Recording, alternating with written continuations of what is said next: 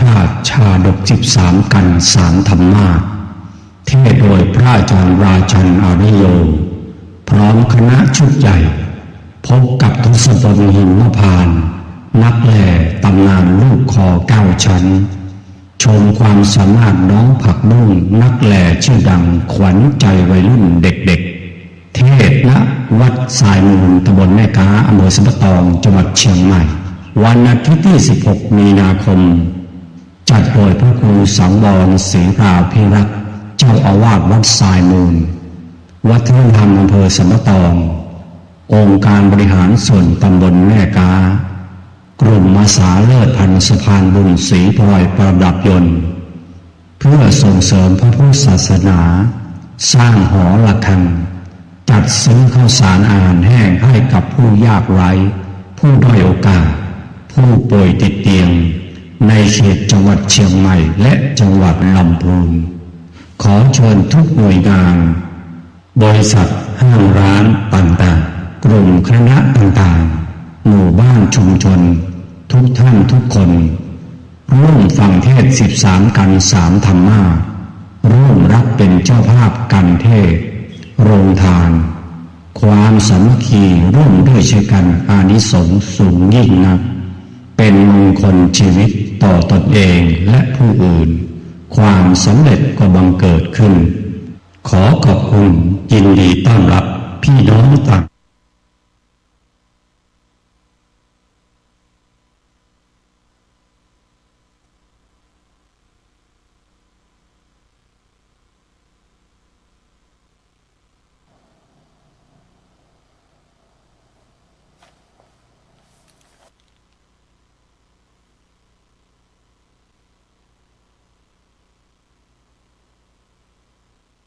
สมาธินี้เพื่อดับไม่เหลือแห่งกิเลสอาส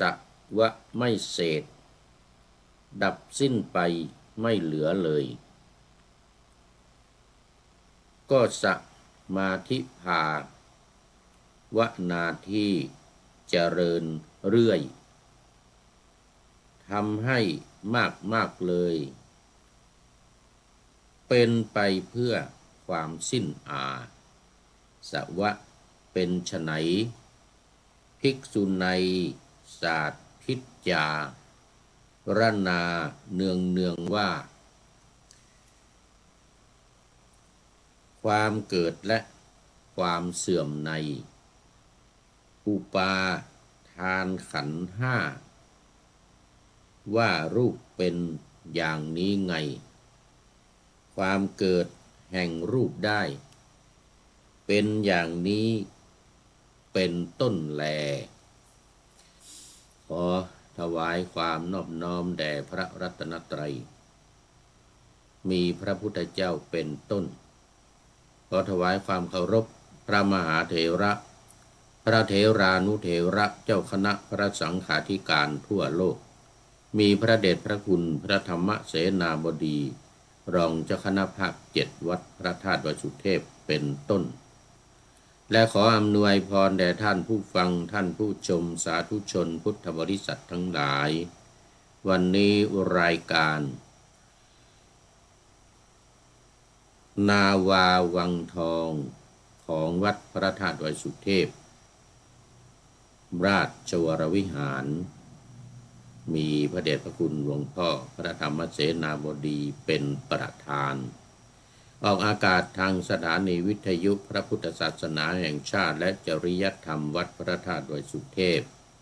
มีพ่อครูวันลบนามวงพรหมเป็นผู้อำนวยการอาจารย์พระมหาประสิทธิ์ประสาธิโกเป็นหัวหน้าสถานีและอาตมาภาพพระครูปริยัติยานุศาสตร์เป็นผู้บรรยายเป็นประจำเวลา7:30 นาทีถึง8 นาฬิกาวันจันทร์ขออภัยวันศุกร์วันเสาร์และวันอาทิตย์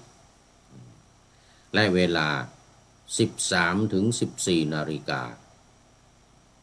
วันศุกร์และวันเสาร์ก็หมายถึงว่า3 วันนี่แหละแต่ว่ามัน มี5 เวลา ก็คือวันศุกร์กับวันเสาร์นั้นมีภาคบ่ายอีกวันละ1 ชั่วโมงและสถานีวิทยุเพื่อการศึกษาพระพุทธศาสนาและวัฒนธรรมวัดฝายหินตำบลสุเทพอำเภอเมืองจังหวัดเชียงใหม่มีพระครูสมุวิสุวัตวรกิจโยเป็นผู้อำนวยการออกอากาศเวลา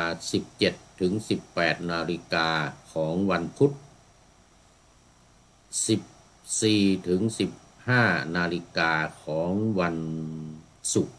และวันเสาร์และเวลา 15 ถึง 16 นาฬิกาของวันอาทิตย์4 วัน 4 เวลาละ 1 ชั่วโมง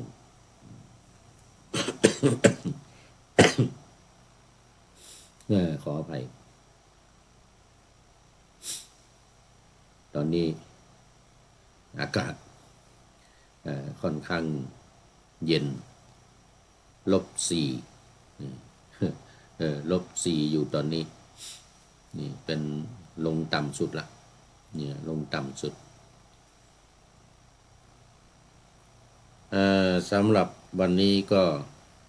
เดี๋ยวจะงงว่าที่ไหนอากาศที่ไหนท่านผู้ฟังที่ฟังอยู่ทางบ้านน่าจะคิดว่าอันนี้ตอนกลางวันทำไมมัน-4นะที่นี่ที่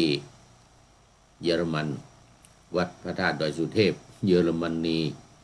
เวลาตอนนี้-4นะก็ยังอยู่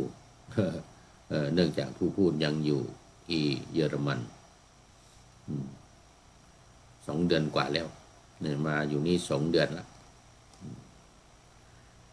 เมื่อวานนี้ท่านเจ้าอาวาสที่เยอรมันก็บอกว่าอยากจะให้ไปเพราะว่าที่โน่นกำลังมีงานอบรมญาติโยม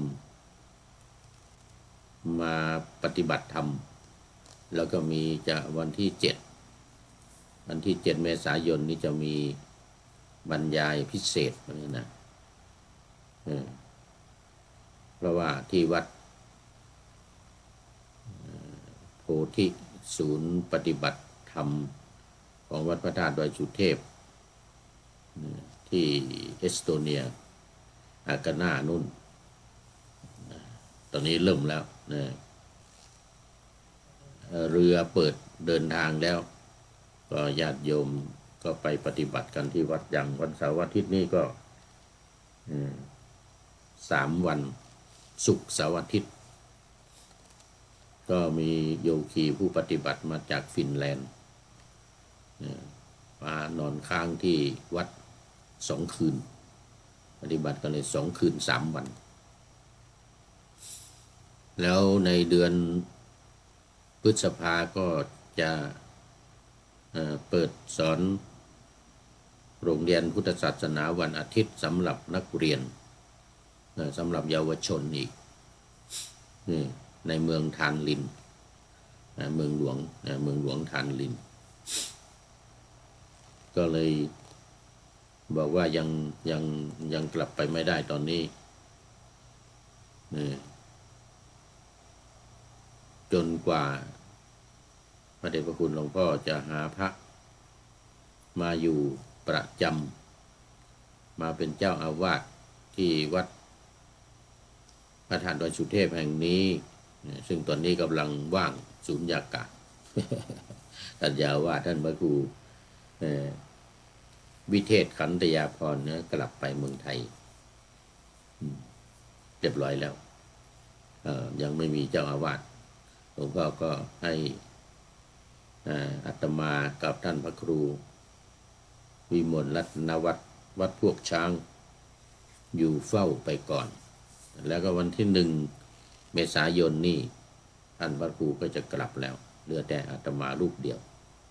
ก็จะต้องเฝ้าวัดไปก่อน ดูแล กิจการของวัดที่นี่ก็มีปฏิบัติธรรมวันอาทิตย์ญาติโยมมาทำบุญสุนทานใส่บาตรวันอาทิตย์แล้วก็นี่วันอาทิตย์ที่จะถึงอาทิตย์หน้าอาทิตย์หน้าก็จะมีปฏิบัติธรรมมีปฏิบัติธรรมที่นี่เหมือนกันก็เดือนเมษาจะมีงานสงกรานต์ด้วยจัดงานสงกรานต์คือวันที่13เมษายนวันสงกรานต์เขาจะจัดงานสงกรานต์ที่นี่ด้วย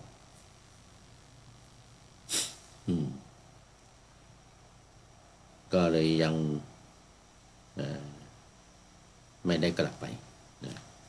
บอกท่านเจ้าอาวาสที่เอสโตเนียที่นนก็มีปฏิบัติธรรมกันเป็นล่ำเป็นสัน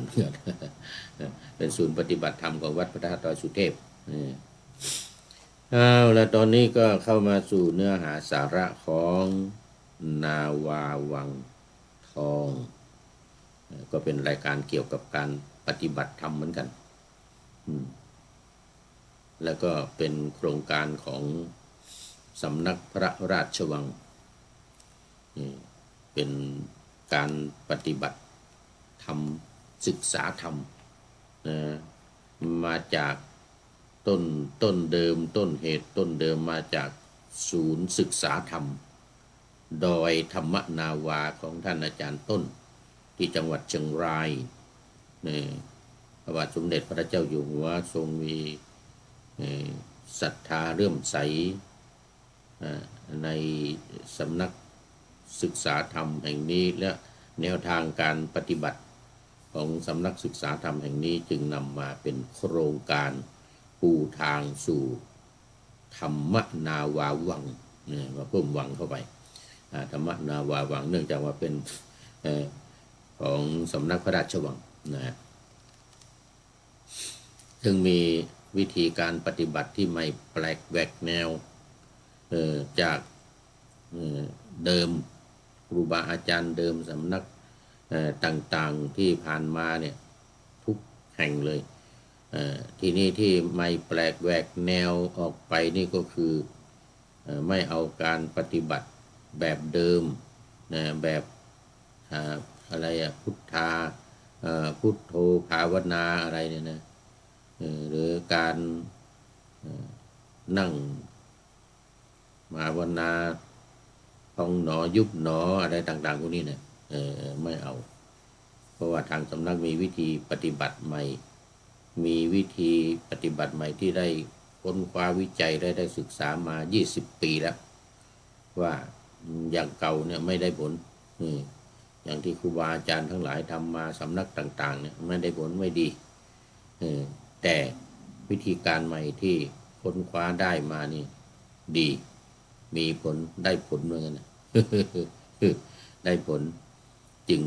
นำมาเผยแผ่ให้กับญาติโยมสาธุชนทั้งหลายในประเทศไทยและทั่วโลก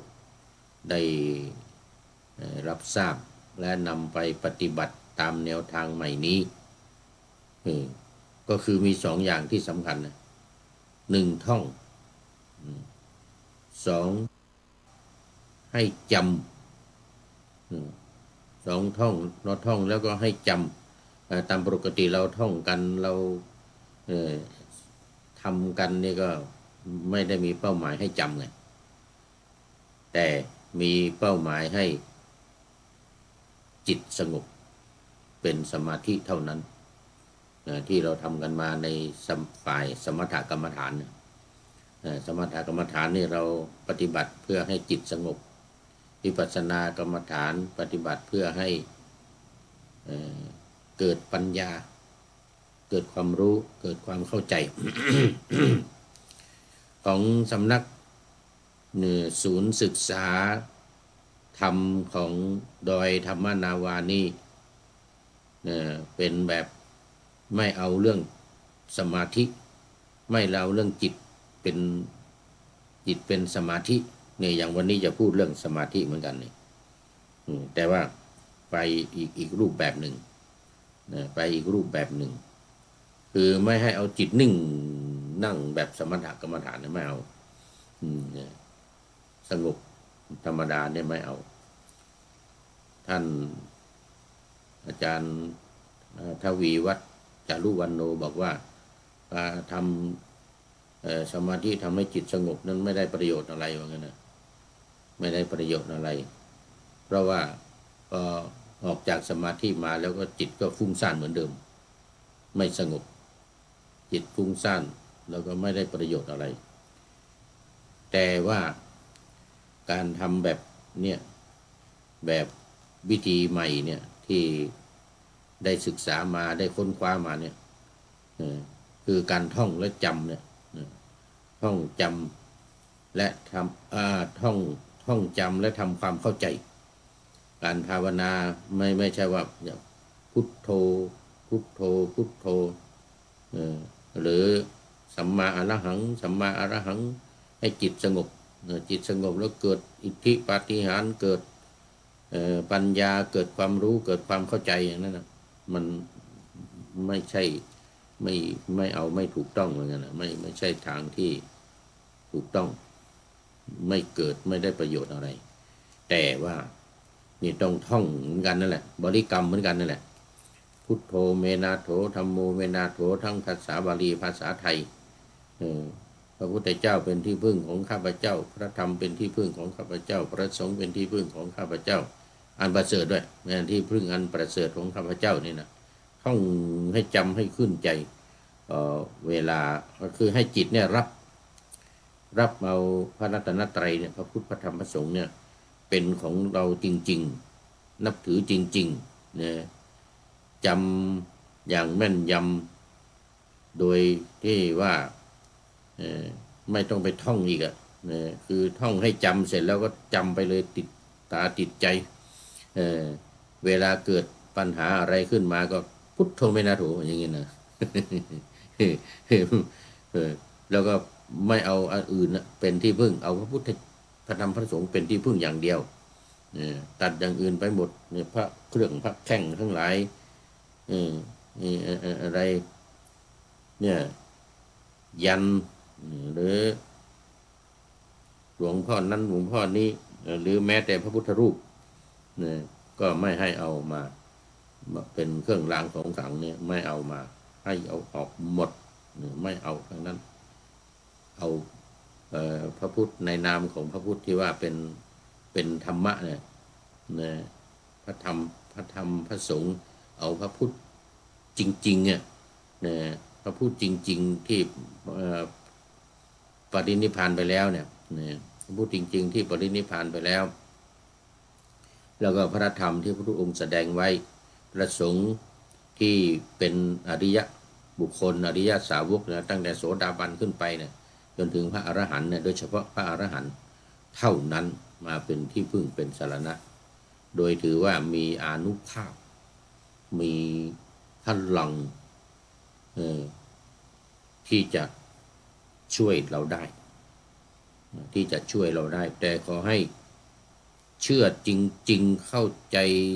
จำเข้าในใจจริงๆยอมรับ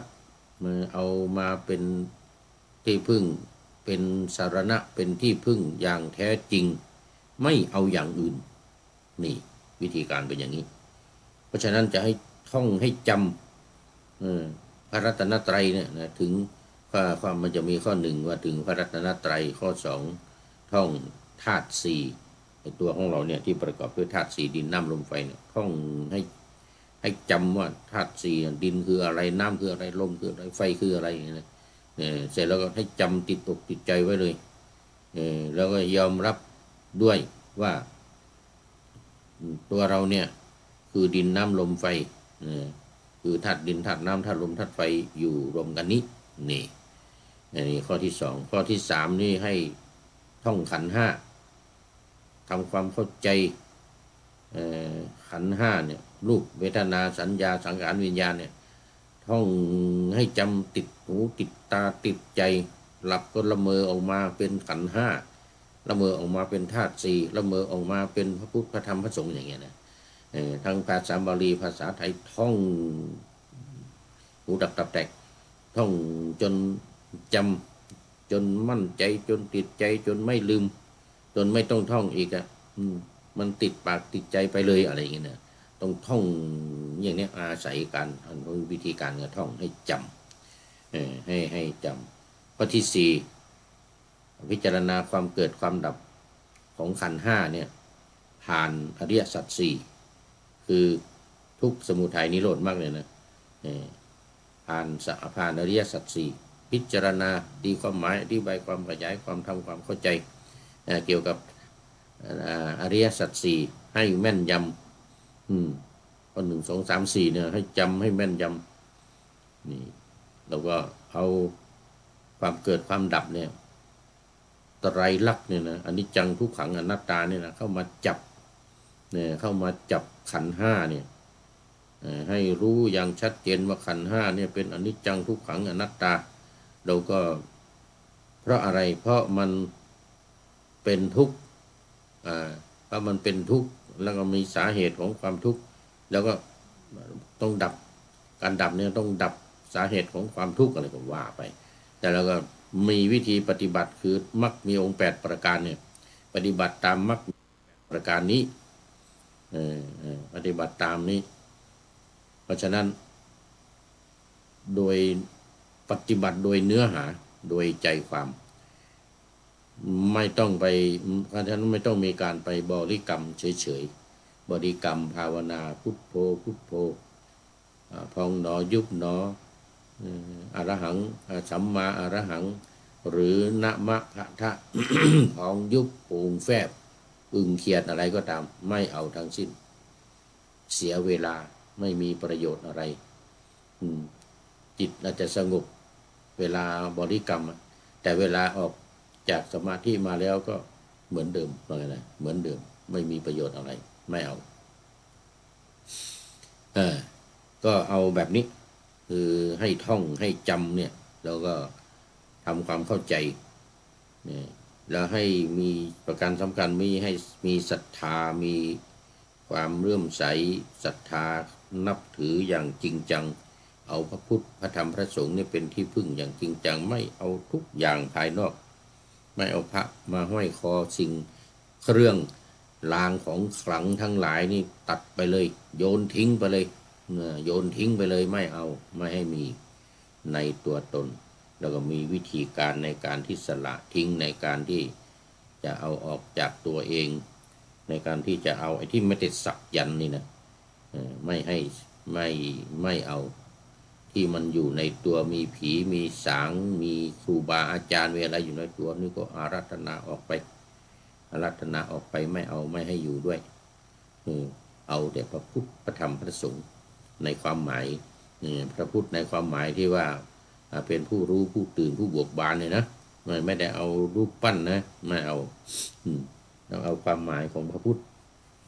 โดยเฉพาะตัวแทนของพระพุทธนี่คือพระธรรมพระธรรมกับวินัยผู้พระพุทธองค์ตรัสว่าพระธรรมกับวินัยเนี่ยจะเป็นศาสดาของพวกเราเพราะฉะนั้นเอาศาสดาเนี่ยมาเป็นที่พึ่งเป็นสรณะจะมีอานุภาพอย่างเหลือเฟืออย่างมหาศาลเหมือนกันสามารถที่จะขจัดปัดเป่าภัยทั้งหลายภัยจากงูภัยจากอะไรทั้งหลายต่างๆเนี่ยโรคภัยไข้เจ็บทั้งหลายเนี่ยอธิษฐานให้พระพุทธพระธรรมพระสงฆ์ช่วย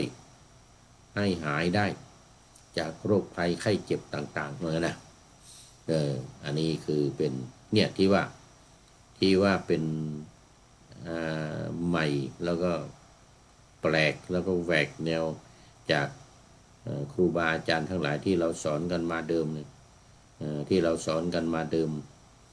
ที่เราปฏิบัติกันมาเนี่ยนะสมถกรรมฐานวิปัสสนากรรมฐานนี่นะทั้งสองอย่างเนี่ยไม่เอาเอาอย่างนี้เอาที่ให้จำเนี่ยให้ท่องจำกับให้ท่องให้จำเนี่ยท่องให้จำทำให้ได้ให้ติดอกติดใจให้ติดปากติดคอนี่เรียกว่าเป็นวิธีการของโครงการท รรมนาวาวังธรรมนาวาวังอย่างวันนี้อย่างวันนี้ก็มีหัวข้อคือสมาธิเนี่ยเพื่อความสิ้นอาสวะสมาธิคือการทำสมาธิเนี่ยคือการให้จิตของเราเกิดความรู้เกิดความเข้าใจเนี่ยคือการทำสมาธิไม่ต้องไปนั่งหลับหูหลับตาภาวนาแบบพุทโธพุทโธอะไรไม่เอาก็เอายังไงถ้างั้นทำยังไงทำให้จิตเป็นสงบเป็นยังไงจิตเป็นสมาธิเป็นยังไงสมาธิมันเป็นเพื่อความสงบก็คือว่าทำจิตของเราเนี่ยตามธรรมะที่พระพุทธองค์สอนไว้นี้ปฏิบัติตามที่สอนไว้นี้นี่ปะหน้าธรรมะไว้นี้ว่าสมาธินี้เพื่อดับไม่เหลือแห่งกิเลสอาสวะไม่เศษดับสิ้นไปไม่เหลือเลยก็สมาธิภาวนาที่เจริญเรื่อยทำให้มากๆเลยเป็นไปเพื่อความสิ้นอาสวะเป็นไฉนภิกษุในศาสตร์พิจจารณาเนืองว่าความเกิดและความเสื่อมไปความเสื่อมในอุปาทานขันธ์ห้าว่ารูปเป็นอย่างนี้ไงความเกิดแห่งรูปได้เป็นอย่างนี้เป็นต้นแลนี่ก็หมายถึงว่าให้กำหนดว่าขันธ์ห้าเนี่ยเป็นของไม่เที่ยงเป็นของไม่เที่ยงไม่แน่นอนคือรูปไม่แน่นอนเวทนาไม่แน่นอนไม่เที่ยงสัญญาไม่แน่นอนสังขารไม่แน่นอนวิญญาณไม่แน่นอนรูปเวทนาสัญญาสังขารวิญญาณเนี่ยมันเป็นอย่างนี้มันเป็นอย่างนี้คือมันเป็นยังไงเป็นสิ่งที่ไม่แน่นอนว่าอยู่ในไตรลักษณ์คืออนิจจังความไม่เที่ยงทุกขังเป็นทุกข์อนัตตาไม่ใช่ตัวไม่ใช่ตนตอนนี้ขอต้อนรับธรรมชาติสัจธรรมโอ้นี่นานแล้วไม่ได้เข้ามาสาธุกราบนมัสการขอรับพระครูจารย์นี่ มาแล้วพระครูจารย์มาแล้วโมทนาสาธุเป็นอย่างยิ่งโอ้วันนี้นึกว่ายังไม่ตื่นกันนี่นะที่เมืองไทยมันตี 4อยู่ ที่นี่ 4 ทุ่มนึกว่าไม่มีใครตอนนี้คุณโยมจากนครศรีธรรมราชเข้ามาแล้วไปตัดยางไปตัดยางหรือเปล่าเนาะวันนี้หรือว่ากำลังตัดยางอยู่บางทีก็ฟังไปด้วยนะ ตัดยางไปด้วยฟังไปด้วยเจริญพรสาธุครูพระครูจารย์สำนวนของนครศรีธรรมราชโมทนาเป็นอย่างยิ่งวันนี้นี่ตาสว่างขึ้นมาบ้างละ เมื่อกี้นี่เหงา เมื่อกี้นี่เหงาอยากจะหลับเข้ามา3 นาทีแล้วนี่ขออภัยไม่ได้ก้มไปมองดูมัวแต่พูด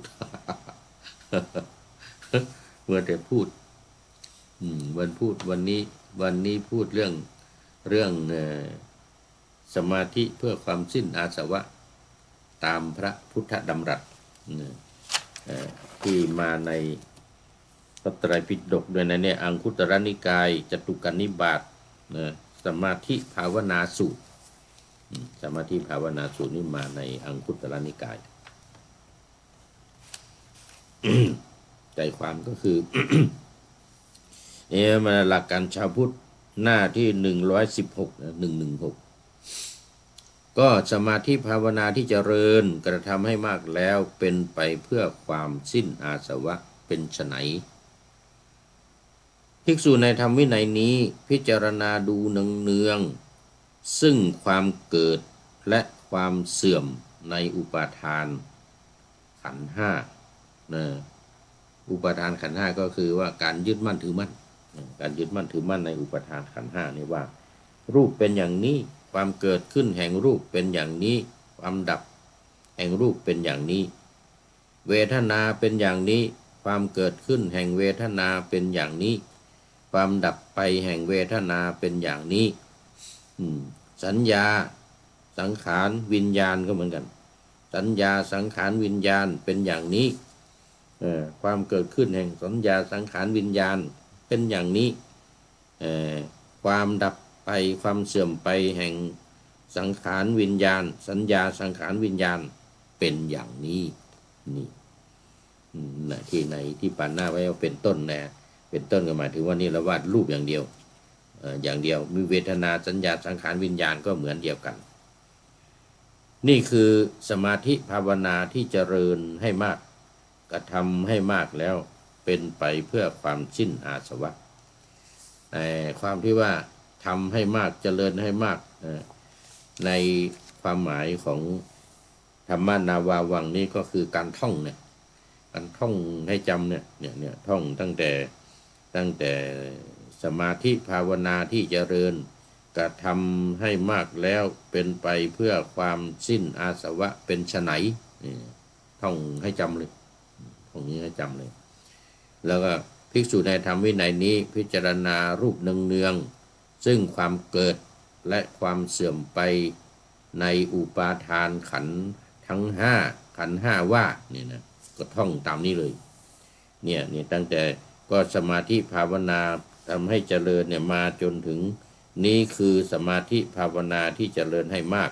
กระทำให้มากแล้วเป็นไปเพื่อความสิ้นอาสวะเพราะนั้นการบริกรรมหรือการท่องเนี่ยก็คือบริกรรมอยู่ในนี้ท่องในนี้มันไม่ใช่ไปท่องอย่างอื่นพุทโธพุทโธเนี่ยไม่เอานะไปท่องอะไรสัมมาอรหังพองหนอยุบหนอนะมะพัทธะเหมือนหลวงพ่อฤาษีลิงดำหรือไม่ก็พองยุบเนี่ยเหมือนหลวงพ่อวัดเขาสมโพธิลพบุรีหลวงพ่อคงวัดเขาสมโพธิอำเภอชัยบาดาลจังหวัดลพบุรีจะกำหนดพองยุบไม่มีหนอไม่เอาหนอเอาพองยุบเนี่ยไปทางฝั่งภาคอีสานมีบางสำนักกำหนดเหมือนกันว่าปูงแฟบนี่นะคือเวลาท่องนี่ว่าปูงภาษาอีสานเวลาพองยุบไปว่าแฟบปูงแฟบ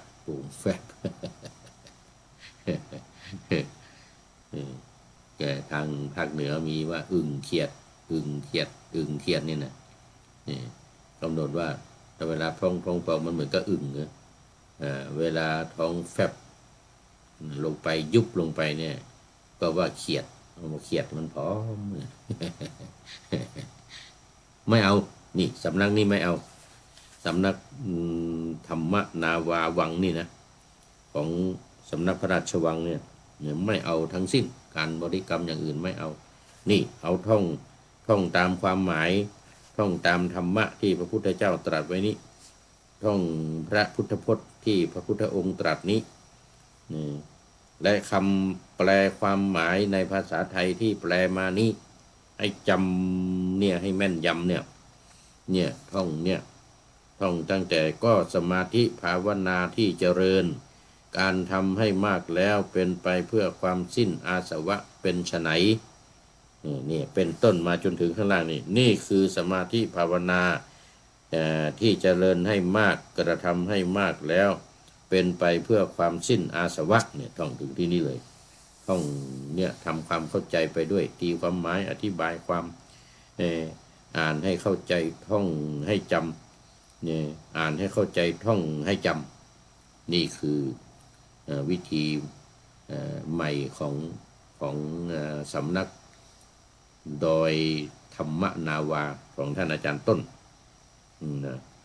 ของท่านอาจารย์ต้นเพราะฉะนั้นวิธีการปฏิบัติ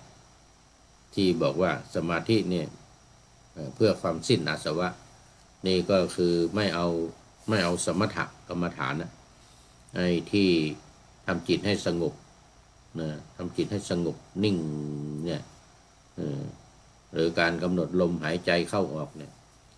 ไปจดจ่ออยู่ที่ลมหายใจเพื่อให้จิตสงบเนี่ยไม่เอาไม่ดี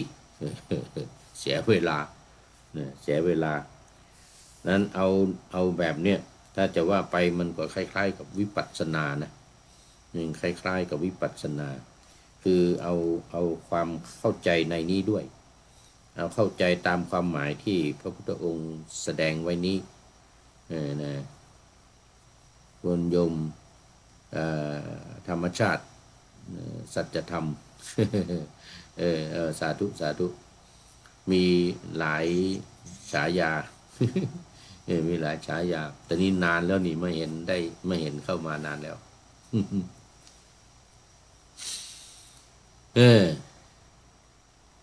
วันนี้ก็มาพูดในเรื่องของสมาธิสมาธิในความหมายของธรรมนาวาวังเนี่ยก็คือให้อาสวะหมดไปให้อาสวะสิ้นไปอาสวะนี่ก็คือกิเลสทั้งหลายนี่เหมือนกับที่ป่าหน้าไว้เนี่ยสมาธินี้เพื่อดับไม่เหลือแห่งกิเลสอาสวะไม่เศษดับสิ้นไปไม่เหลือเลยคืออาสวะในจิตในใจของเราเนี่ยหายไปหมดไปสิ้นไปอย่าง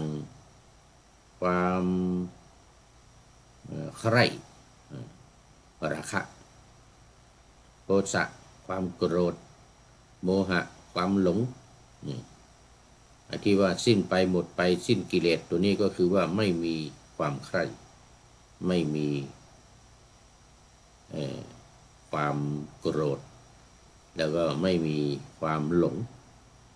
หรืออวิชชาอะไรเนี่ยไม่ให้มีให้มันหมดไปไม่ให้มีอวิชชาตามความหมายที่มาในอังคุตรนิกายจตุกนิบาตสมาธิภาวนาสูตรนี้คือเอาให้เป็นอย่างนี้เลยเนี่ยให้เป็นอย่างนี้เลยให้เป็นแบบว่าเนี่ยไม่มีเลยขันธ์ห้าเนี่ยอุปาทานความเสื่อมไปในขันธ์ห้าเนี่ยก็ให้มันเสื่อมไปเลยไม่มีการยึดถือเลยอุปาทานคือการยึดมั่นถือมั่นในขันธ์ห้าก็ให้มันเสื่อมไปให้มันสิ้นไปไม่มีอุปาทานขันธ์ไม่มีอุปาทานขันธ์คือไม่การยึดมั่นถือมั่นในขันธ์ในความหมายนี้ให้ท่องจำตามนี้แล้วก็ปฏิบัติตามนี้ท่องตามนี้ปฏิบัติตามนี้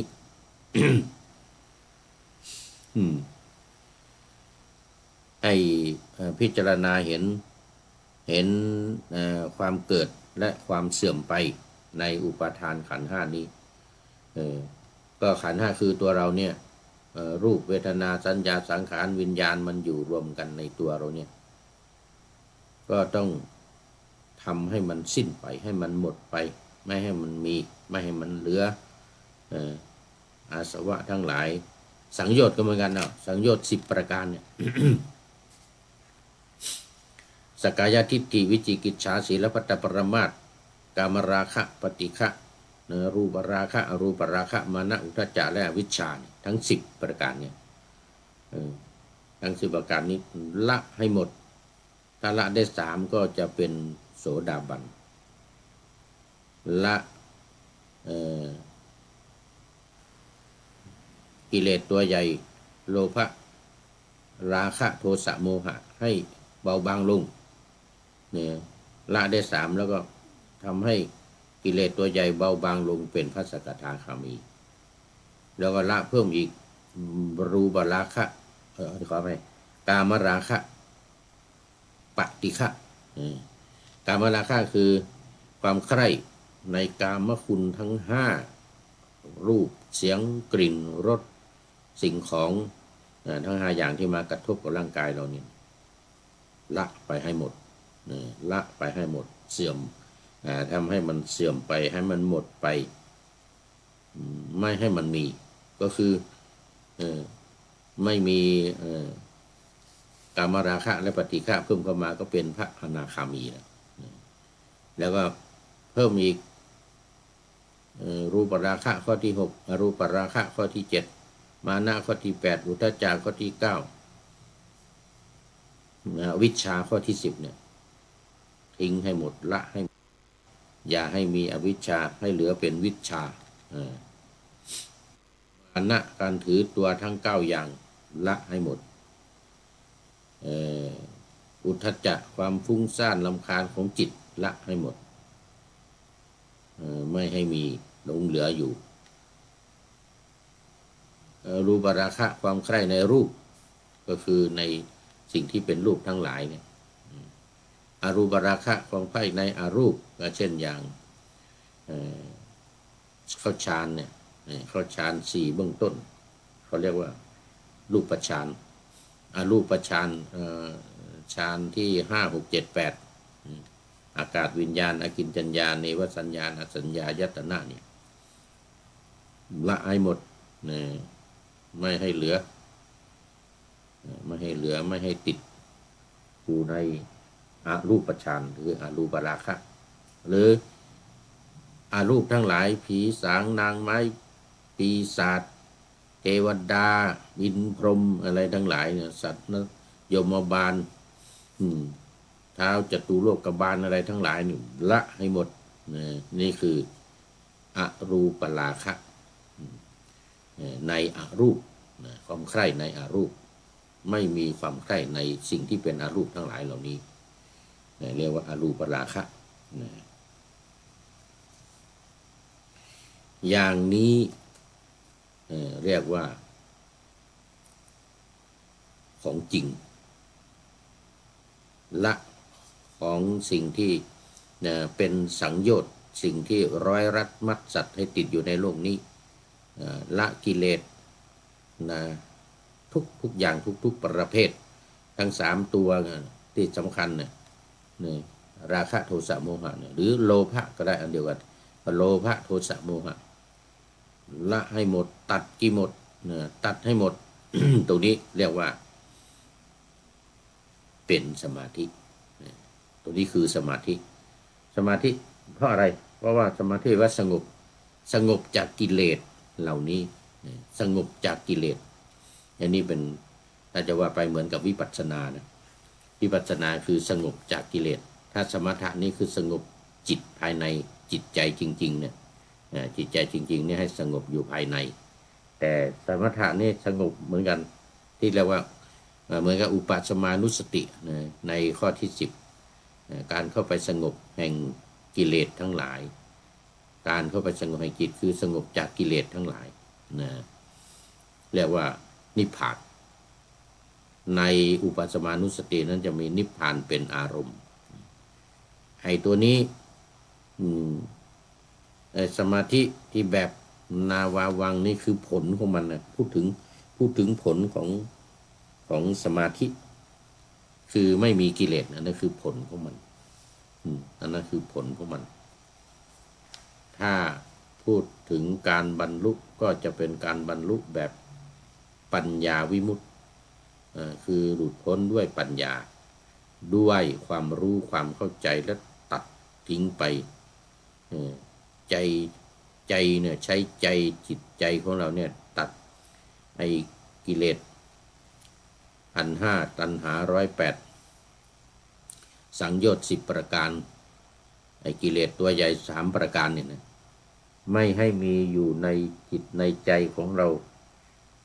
เรียกว่าดับไปเสื่อมไปหมดไปนี่เรียกว่าจิตเป็นสมาธิไอ้สมาธิตัวเนี้ยเพราะว่ากิเลสสิ้นไปอาสวะสิ้นไปจึงเรียกว่าเป็นสมาธิจึงเรียกว่าจิตสงบ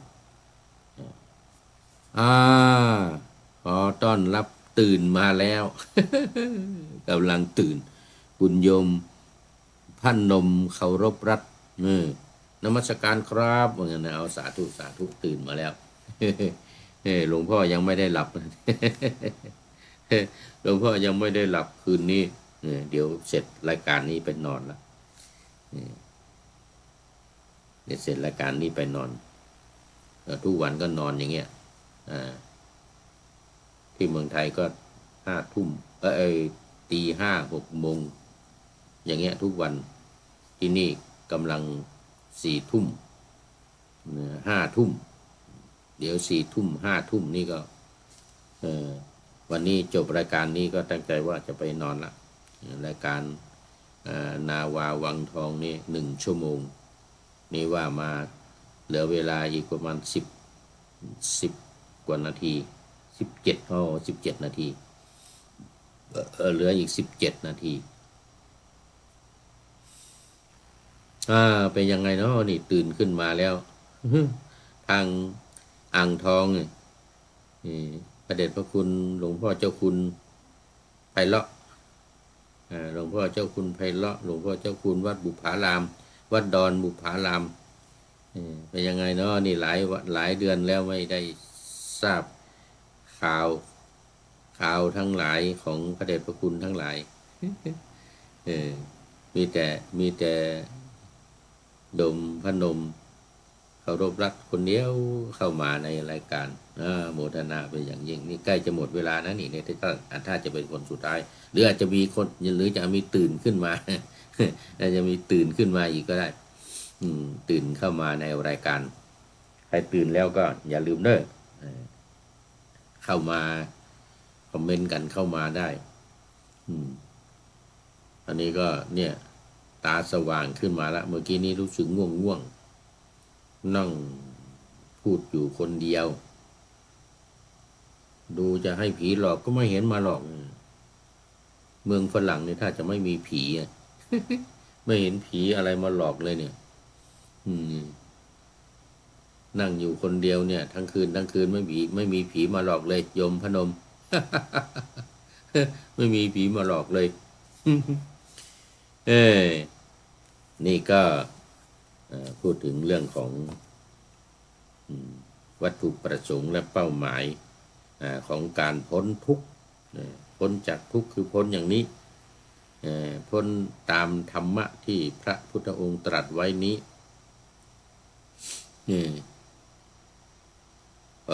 คงจะเน้นในเรื่องของปัญญาวิมุตติอย่างเดียวเนี่ยปัญญาวิมุตติหลุดพ้นด้วยปัญญาเพราะว่า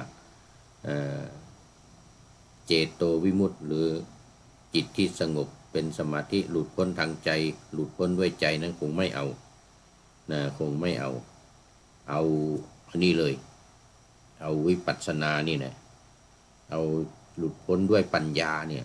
ด้วยความรู้ด้วยความเข้าใจด้วยความจำที่แม่นยำโดยการท่อง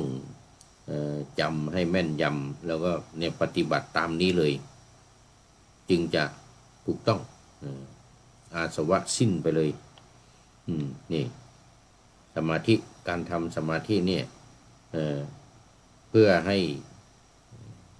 สิ้นอาสวะโดยเฉพาะเลยนั่นก็แสดงว่าเป็นส่วนของวิปัสสนานะเพราะว่าวิปัสสนาเราไม่เฉพาะขันธ์ 5นี้เท่านั้นเรายังมีอายตนะ12ธาตุ18อินทรีย์22 ปฏิจจสมุปบาทด้วย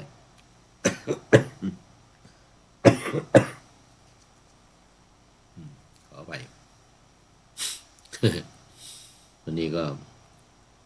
เป็นหวัดเป็นไอหวัดลงคออยู่เสียงไม่ค่อยดีโยมพนม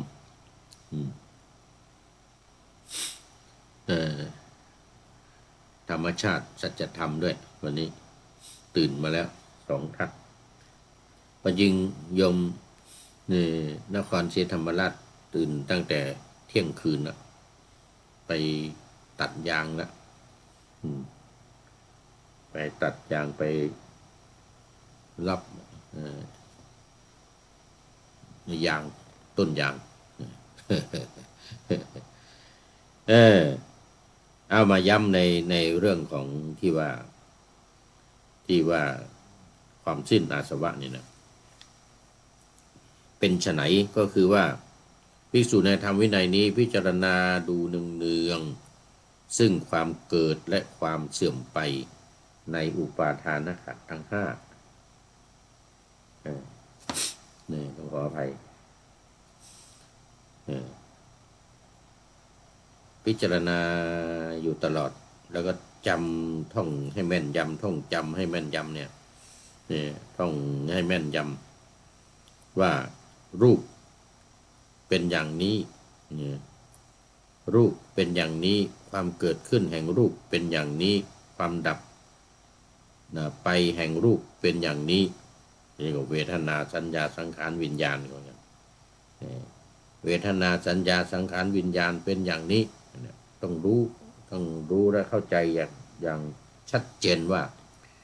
รูปนี่คืออะไรเวทนาคืออะไรสัญญาคืออะไรสังขารคืออะไรวิญญาณคืออะไร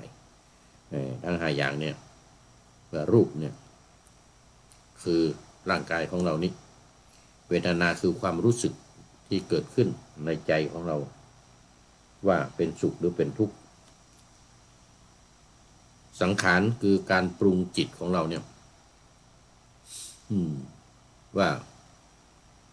เป็นบุญเป็นบาป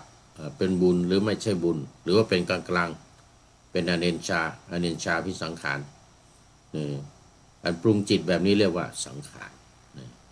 คือเราจะปรุงจิตของเราเนี่ยว่าให้เป็นไปยังไงให้เป็นบุญหรือเป็นบาปหรือไม่ใช่บุญไม่ใช่บาปอันนี้เรียกว่าปรุงจิตปรุงจิต วิญญาณก็คือตัวรู้ที่อยู่ภายในอยู่กับจิตของเราที่รู้ว่าใจเราคิดอะไรเนี่ยอันนี้คือตัววิญญาณตาเห็นอะไรนี่คือตัววิญญาณตาได้ยินหูได้ยินเสียงอะไรได้ยินเสียงท่านพระครูกำลังพูดอยู่พูดเรื่องอะไรพูดเรื่องสมาธิเรื่องความสิ้นอาสวะอย่างนี้เรียกว่าทางหูทางจมูกนะนี่จมูกเวทนาสัญญาสังขารวิญญาณรู้ผ่านทางจมูกก็กลิ่นเข้ามากลิ่นเข้ามานี่มันเป็นกลิ่นอะไรมันหอมหรือมันเหม็นอะไรอย่างนี้นี่เรียกว่าวิญญาณจะรู้วิญญาณที่อยู่ในตัวของเราเนี่ยอยู่ในใจของเราเนี่ยจะเป็นตัวรู้ผ่านทางลิ้นรสเป็นยังไงผ่านทางลิ้นกลิ่นเป็นอย่างไรผ่านทางจมูกรสเปรี้ยวหวานมันเค็มอย่างไรผ่านทางลิ้นสิ่งของทั้งหลายเป็นของแข็งหรือเป็นของอ่อนเป็นของร้อนหรือเป็นของเย็นรู้ผ่านทางร่างกายของเราเนี่ยทางเนื้อทางหนังของเราเนี่ยที่สัมผัสมีสิ่งของมาสัมผัสเรียกว่าโผฏฐัพพะมาสัมผัสจึงรู้ว่าเนี่ยมันเป็นยังไงส่วนเดี๋ยวก่อน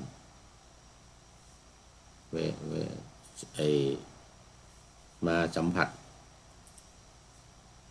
นี่เรียกว่าขันธ์อายตนะหกว่าแล้วก็มันมีภายในอยู่เนี่ยตาหูจมูกลิ้นกายและใจเราเนี่ยมันมีอะไรมากระทบเนี่ยแล้วใจรู้เนี่ยอันนี้เรียกว่าวิญญาณมันรู้ผ่านอินทรีย์ทั้งหกตาหูจมูกลิ้นกายเมื่อมีรูปมีเสียงมีกลิ่นมีรสมีสิ่งของมีความคิดมากระทบกับใจตัววิญญาณเนี่ยตัวรู้เนี่ยก็จะรู้ผ่านอินทรีย์ทั้งหกนี้รู้ผ่านอินทรีย์ทั้งหกตัวนี้คือตัวนี่เรียกว่าวิญญาณเนี่ยวิญญาณมันเป็นอย่างนี้ความเกิดขึ้นแห่งวิญญาณเป็นอย่างนี้เกิดขึ้นยังไงความเกิดขึ้นแห่งวิญญาณ วิญญาณก็บอกแล้วว่าอยู่ในลำดับปฏิจจสมุปบาทการเกิดขึ้นมันจะต้องมีสังขารก่อนสังขารจะมีก็ต้องมีอวิชชาก่อนเกิดฉะนั้นแสดงว่าเกิดขึ้นจากอวิชชาเกิดสังขารแล้วก็จึงวิญญาณแล้วมันจึงไปนามารูปอาสลายตนะผัสสะเวทนาตัณหาอุปาทานภพชาติชรามรณะไปนู่นเลย มันรู้อย่างนี้นี่คือความรู้ความเข้าใจในเรื่องของขันธ์ห้าอุปาทานขันธ์คือการยึดมั่นถือมั่นเนี่ยซึ่งเกิดขึ้นแล้วก็เสื่อมไปคือมันหมดไปไม่มีอุปาทานไม่มีการยึดการถือทั้งสองอย่างเนี่ยความเกิดและความดับทั้งสองอย่างนี้ ภิกษุหรือคำว่าภิกษุนี่ไม่หมายถึงพระอย่างเดียวนะหมายถึงญาติโยมสาธุชนคนทั้งหลายทั้งหญิงทั้งชายทั้งเด็กผู้ใหญ่ผู้เฒ่าผู้แก่เนี่ยมีความหมายถึงทุกคนอย่างนี้ในธรรมวินัยเนี่ย มันใช้คำว่าภิกษุเป็นตัวอย่างเป็นเบื้องต้นนี่อย่างคันจมูกเนี่ยคันจมูกแล้วก็ต้องเกาเอามือมาลูบเกาเหตุเกิดอันนี้แหละเหตุเกิดแห่งเวทนาเหตุเกิดแห่งเวทนาการคันนี่มันเป็นเวทนาการเป็นหวัดเป็นไข้เป็นอะไรต่างๆเหล่านี้เรียกว่าเวทนาปวดหัวปวดท้องเจ็บแข้งเจ็บขาเป็นเวทนาทั้งนั้นปัจจัยของมันสิ่งที่จะทำให้เกิดเวทนาเนี่ยมันคืออะไรผัสสะคือการถูกต้องการสัมผัสแล้วก็จะเกิดความรู้สึกขึ้นว่านี่มันเย็นหรือมันร้อนอันนี้มันดีหรือไม่ดีอันนี้มันเจ็บหรือไม่เจ็บอะไรอย่างเงี้ยนะอันนี้คือเวทนาดูไปดูมาเวลาหมดคุณโยมพนมเคารพรัตเป็นท่านสุดท้ายในวันนี้สองท่านเลยคุณโยมใช้นามปากกาว่าธรรมชาติสัจธรรมเข้ามา32 นาทีแล้วโยมพนมก็13 นาทีมาแล้วหมดเวลาวันนี้หมดเวลาพอดีพูดถึงเรื่องของสมาธิเพื่อความสิ้นอาสวะสิ้นอาสวะหรืออาสวะสิ้นเรียกว่าสมาธิก็ได้คือเมื่อมันสงบจากอาสวะไม่มีสังโยชน์ทั้งหลายไม่มีกิเลสทั้งหลายเนี่ยสังโยชน์ทั้ง10 ประการกิเลสทั้ง3 ตัว นี่เรียกว่าสมาธิสงบจากกิเลสในวันนี้เอาแล้วเวลาหมดเวลาจะต้องขอนำรายการนาวาวังทองจากท่านผู้ฟังไปก่อน แล้วก็เราฟังกันใหม่อีกในวันต่อไปถ้าวันเสาร์ก็ตอนเช้าด้วยทางวิทยุนะแต่ว่าทางเฟซทางไลน์นี่ก็เปิดได้24 ชั่วโมงท่านพระครูสมุวิสุวัตรนำไปลงไว้ใน YouTube ด้วยนำไปลงไว้ใน YouTube ก็เป็น YouTube ที่ใช้นามว่าหลวงจีน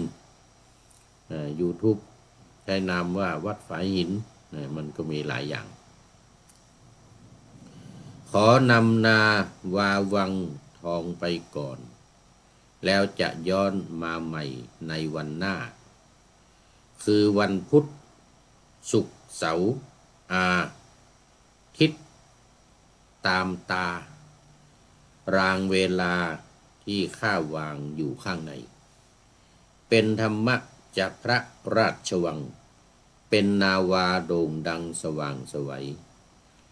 เป็นทองคำล้ำค่ากว่าสิ่งใดชุบชีวิตจิตใจให้ใสงามขอเชิญท่านทั้งหลายนำไปท่องตามคุณของพระรัตน3พุทโธเมนาโถธัมโมตาม สังโฆเมนาโถยามภาวนา ว่าบ่อยๆซ้ำๆจำในจิตจนมันติดในใจไม่หายหน้านอนนั่งยืนเดินจำทุกเวลาตั้งแต่ตื่นขึ้นมาถึงหลับไป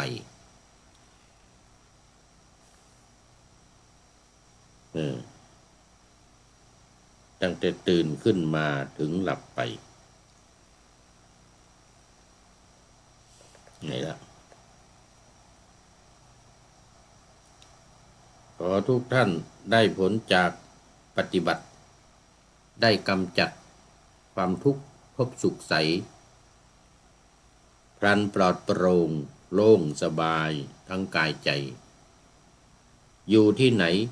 ใจสงบพบนิพพานขอ